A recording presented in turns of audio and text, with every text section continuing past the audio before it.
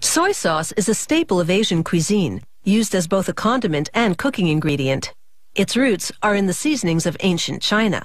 Today you can buy artificial or chemically enhanced versions, but authentic soy sauce is all natural and made the traditional way by brewing soybeans and wheat. At this small soy sauce company, they use the centuries-old slow fermentation method and just 5 ingredients: soybeans, water, wheat, sea salt, and yeast.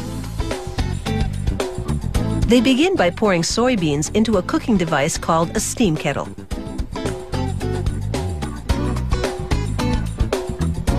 After thoroughly rinsing the soybeans twice, they fill the kettle with water. Then close the lid and boil the beans for 4 hours. Meanwhile, they pan roast wheat in a skillet for about 25 minutes. Then they put the roasted wheat through a mill. The mill's steel rollers crack each grain into several pieces. This will enable the yeast to better penetrate the wheat during the fermentation process. When the soybeans are ready, they take them out of the kettle and spread them out in large trays to cool.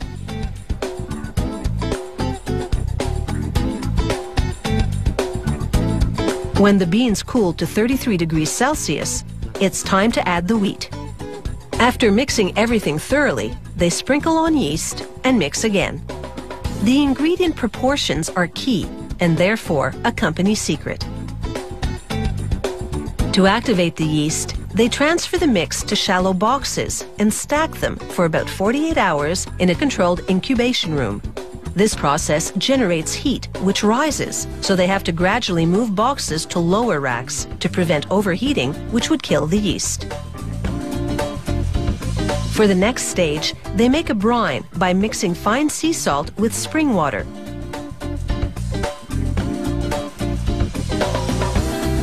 To give its soy sauce a distinctive taste, this company repurposes bourbon barrels from local distilleries to use as fermentation vessels. Traces of bourbon in the wood permeate the mix as it ferments, imbuing the sauce with a subtle smoky and sweet flavor. After dissolving the sea salt in the spring water, they add the soybean mix, creating a moromi, the Japanese word for soybean mash. They blend for a few minutes, then seal the barrel and leave it to ferment. For the first 6 weeks, once daily they open the barrel and mix the moromi to aerate the gases that build up. This keeps the yeast active and helps develop the flavor. Then after that, they open and mix just once a week. After 12 long months of fermentation, it's finally ready. They open the barrel and mix one last time.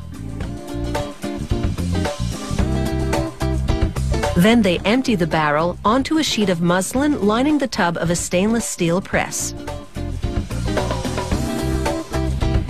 They fold over the sheet to enclose the moromi.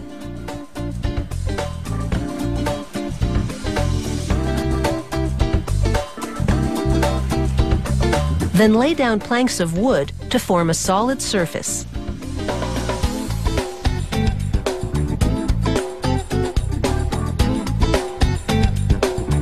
The press applies 6 tons of pressure, forcing the planks downward against the moromi.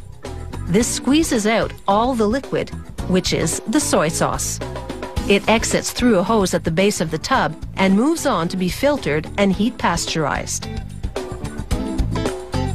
The pressed moromi gets a new life as high-protein animal feed.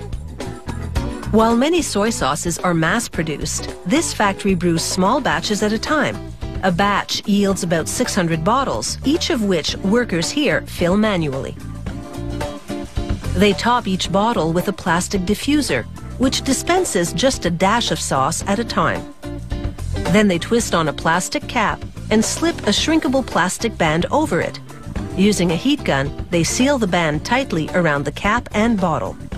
Then the label, on which they write the batch code and bottle number by hand. A fitting finale for this signature soy sauce.